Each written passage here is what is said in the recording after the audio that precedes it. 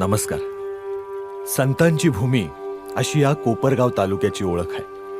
प्रभू श्री रामचंद्र, दैत्यगुरु शुक्राचार्य, गौतम ऋषी, शिर्डीचे साईबाबा, संत जनार्दन स्वामी, विश्वात्मक जंगली महाराज अशा अनेक साधू संतांच्या पदस्पर्शानं पावन झालेली ही भूमी.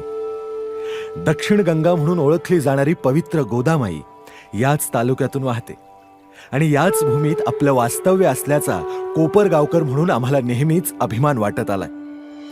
याच कोपरगाव तालुक्यात कर्मवीर शंकरराव काळे साहेब आणि सहकार महर्षी शंकरराव कोल्हे साहेबांच्या योगदानातून कृषी, सहकार, शिक्षण आणि आरोग्य या आणि अशा अनेक क्षेत्राला बळकटी मिळून तालुक्याचा उत्कर्ष झालाय. या दोन्ही नेत्यांच्या योगदानामुळे आज आम्ही गुण्यागोविंदानं नांदतो आहोत. या तालुक्यातील काळे आणि कोल्हे कुटुंबियांचा राजकीय सत्ता संघर्ष केवळ तालुक्याला, जिल्ह्यालाच नव्हे तर संपूर्ण महाराष्ट्राला सर्वश्रुत आहे.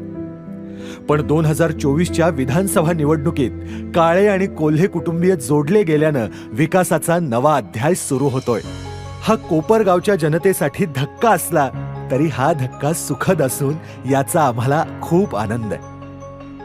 कोपरगाव तालुक्याच्या सर्वांगीण प्रगतीसाठी या दोन्ही घराण्यांचं अनन्यसाधारण असं योगदान आहे.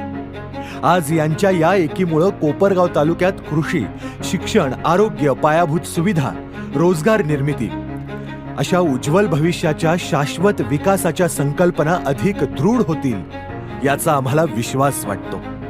आमदार आशुतोष काळेंना कोपरगाव तालुक्याला जिल्ह्यात 1 नंबर करायचंय. त्याचे आम्ही स्वागतच करतो.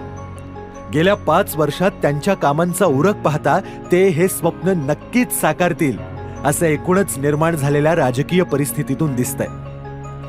राजकीय सत्ता संघर्षात जनतेचं हित हे नेहमीच अग्रभागी असलं पाहिजे हे जाणून काळे आणि कोल्हे कुटुंबीय जोडलं गेलंय. ही कोपरगावच्या भरभराटीची नांदीच म्हणावी लागेल.